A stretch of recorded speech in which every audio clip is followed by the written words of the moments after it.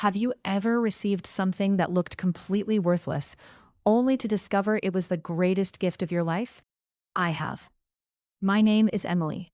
3 years ago, I inherited an old house that nobody in my family wanted. Its roof leaked, the windows were broken, the garden was overgrown. Everyone told me to sell it. If only they knew, that house wasn't meant to make me rich. It was meant to change lives, including mine. When my grandmother passed away, my entire family gathered for the reading of her will. Most of my relatives were excited. They expected money, jewelry, land, something valuable.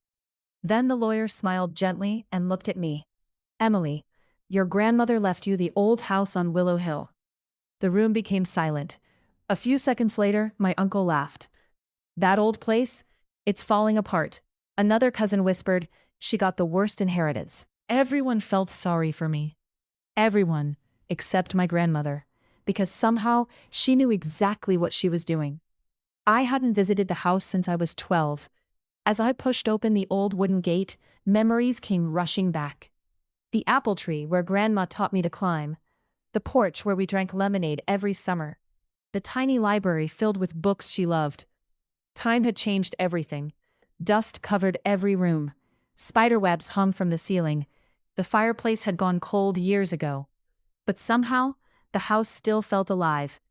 While cleaning the living room, I discovered a small brass key hidden inside one of Grandma's favorite books.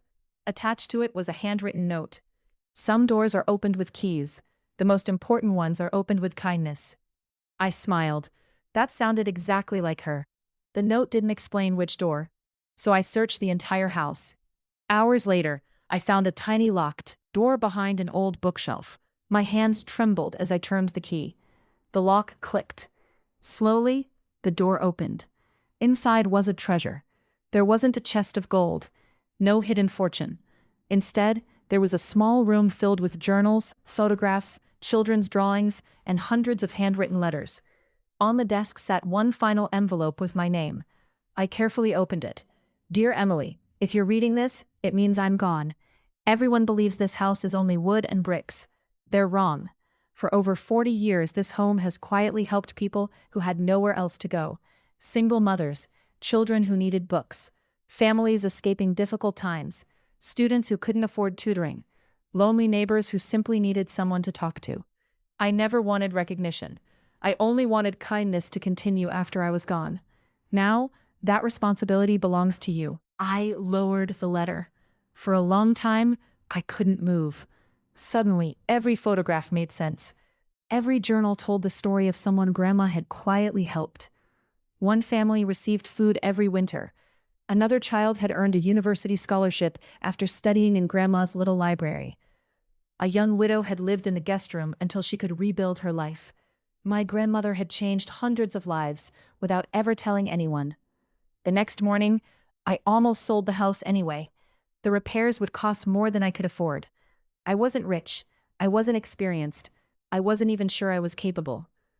Then I found one final sentence written at the end of Grandma's letter.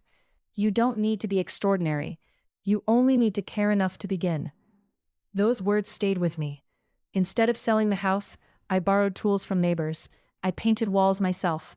Friends volunteered on weekends. The local carpenter repaired broken windows for almost nothing after hearing Grandma's story. Little by little, the house came back to life. Months later, the old house opened its doors again. Not as a museum, not as a business, but as Willow House Community Home. Children came after school to read books. Retired teachers volunteered as tutors. Families shared meals every Friday evening. Artists taught free painting classes. People who once felt completely alone finally had somewhere they belonged. The old house was no longer empty. It was filled with laughter, exactly as Grandma had imagined. One rainy afternoon, a shy little girl walked through the front door, carrying a backpack with a broken zipper. She reminded me so much of myself as a child. She quietly asked, "Can I stay here until my mom finishes work?" I smiled. Of course. She spent the afternoon reading books in Grandma's library. Before leaving, she hugged me and whispered, "I feel safe here." I nearly cried. because I suddenly understood. This wasn't my grandmother's dream anymore. It had become mine. A year later, our community celebrated the house's reopening anniversary. Hundreds of people gathered in the garden.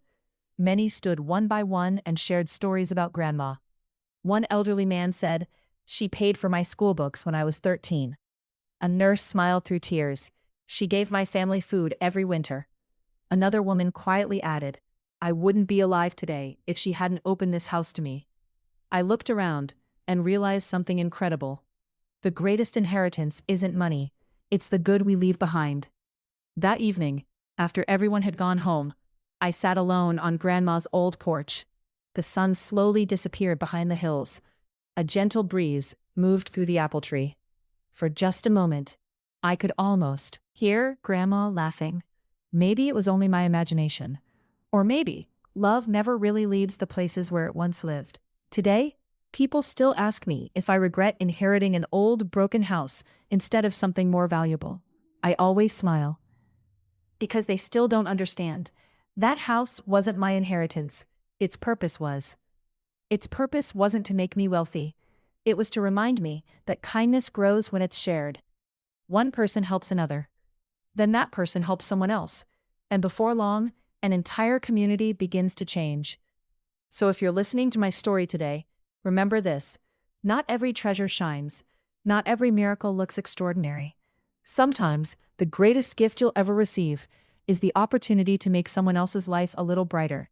My grandmother left me a house, but what she really left me was a reason to live with purpose. And every time I unlock that old front door, I know her story is still being written. Thank you for listening. Please like, comment, and subscribe this channel to see more heart-touching story.